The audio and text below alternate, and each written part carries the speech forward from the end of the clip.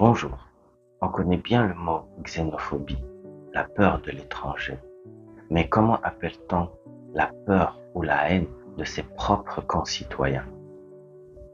Quand une société se fracture de l'intérieur, que des gens qui partagent le même pays se regardent avec méfiance, quel mot utilise-t-on? J'ai grandi entre plusieurs cultures, plusieurs langues et plusieurs pays. Et à chaque fois, j'ai été témoin d'un phénomène inquiétant, des tensions entre personnes d'un même pays, arabophones et berbérophones, ukrainiens ukrainophones et ukrainiens russophones.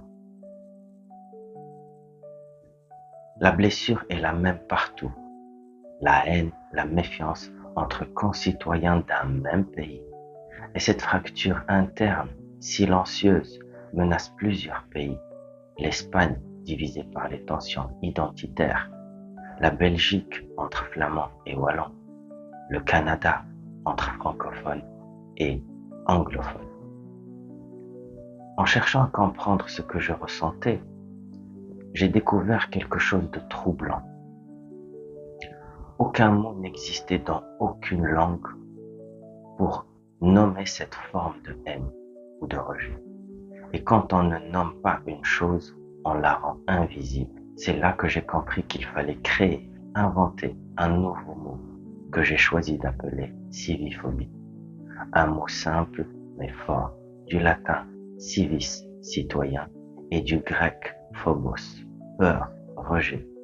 La civiphobie, c'est le rejet, la haine ou la peur de certains concitoyens fondée sur des différences comme la langue, la religion ou l'origine ethnique. Contrairement à la xénophobie qui vise l'étranger, la civiphobie détruit la société de l'intérieur. C'est comme son reflet inversé.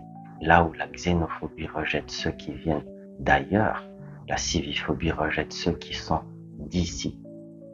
Elle divise des voisins, des amis, des familles entières.